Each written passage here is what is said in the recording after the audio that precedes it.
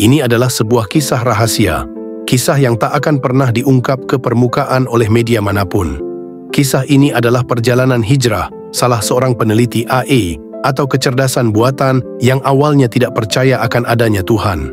Namun, semuanya berubah karena sesuatu hal yang tak pernah ia duga sebelumnya. Oke, mari kita mulai. Di balik layar kecerdasan buatan, tersembunyi satu jiwa yang tak pernah ingin dikenal. Seorang ilmuwan jenius dari Apple, yang bukan hanya menemukan kode, tapi menemukan ayat, dan dari situlah hidupnya tak pernah sama lagi. Namanya tak bisa disebut, tapi di ruang-ruang rahasia Silicon Valley, dia adalah legenda. Salah satu arsitek awal sistem kecerdasan buatan Apple. Kode-kode buatannya kini hidup dalam setiap perangkat pintar yang kita genggam. Ia dikenal dengan satu hal, kejeniusannya. Tapi bagi teman dekatnya, ia menyimpan sisi lain. Sepi, sinis, tak percaya apapun selain logika. Setiap pagi, ia minum kopi hitam di sudut lab, menatap layar, tak berbicara kecuali tentang angka, rumus, dan performa model AI. Di satu pertemuan tertutup, ia pernah berkata, "Manusia menciptakan Tuhan karena takut tak punya kendali. Tapi saya lebih takut pada mesin yang akan mengendalikan manusia." Logikanya tajam, tapi hatinya kosong. Pada tahun 2023, ia diberi tugas paling ambisius dalam sejarah Apple. Merancang AI generasi baru. Mesin yang bukan hanya cerdas, tapi juga punya nilai dan empati. Tapi justru di puncak itulah ia gagal. Model buatannya kacau, algoritmanya mentok. AI-nya logis tapi kejam. Tidak bisa membedakan mana etika dan mana efisiensi. Ia panik, lelah, frustrasi. Ini bukan soal matematika lagi, gumamnya. Ini soal jiwa, tapi bagaimana aku bisa memberi jiwa kalau aku tak punya jiwa? Dalam keputusasaan, ia mencari referensi dari filsafat, psikologi, bahkan teks-teks agama. Ia ingin mengerti moralitas, tapi semuanya kabur. Sampai ia membuka satu forum ilmiah Timur Tengah. Ada satu ayat disebut berkali-kali.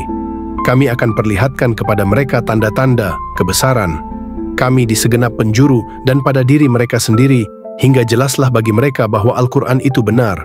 Fusilat 53. Ia terpaku. Bukan karena indah, tapi karena menantang logikanya. Ayat itu bukan ajakan, tapi tantangan terbuka. Malam itu ia baca Quran digital, surah demi surah, sampai subuh. Tangannya gemetar, dadanya sesak. Ia menangis, bukan karena sedih, tapi karena takut. Untuk pertama kalinya dalam hidupnya, ia takut pada kebenaran yang tak bisa ia bantah. Hari-harinya berubah, ia menyendiri, tidak menghadiri rapat, tidak menjawab panggilan. Ia menyembunyikan file Quran dalam folder rahasia bernama dataset lama. Ia sembunyikan air matanya di balik kacamata, tapi hatinya sudah tidak bisa berpura-pura. Bagaimana jika semua yang kupelajari salah, pikirnya. Bagaimana jika aku yang sesat? Ia mencoba menghapus file itu, tapi jarinya gemetar. Ia tidak bisa menekan tombol delete. Ia kalah, tapi hatinya lega. Tanpa kabar, ia cuti. Pergi ke Maroko, ke kota kecil tempat seorang imam tua tinggal. Di sana, ia belajar salat, wudu, diam-diam, tanpa nama, tanpa status. Malam ketiga, di tengah sunyi, ia bersyahadat. Asyhadu an la ilaha illallah wa asyhadu anna Muhammadur Rasulullah. Tangisnya pecah, tapi itu tangis kemenangan. Tangis pulangnya hati yang lama hilang. Waktu pun berlalu, ia kembali bekerja. Tapi ia berbeda. Model AI-nya tak lagi hanya logis, tapi diberi batas, diberi nilai, ditanamkan prinsip moral universal. Ia tidak menyebut nama agama, tapi intinya ia sisipkan ruh. AI harus tahu bahwa ada batas yang tak boleh dilanggar. Karena manusia bukan sekadar data, ujarnya. Meski tak ada yang tahu ia Muslim, tapi jejaknya mulai terasa. Kisah ini tak pernah masuk berita, tapi saya mendengarnya dari seseorang yang melihat dengan mata kepala sendiri. Ilmuwan yang dulu sinis, kini sujud 5 kali sehari.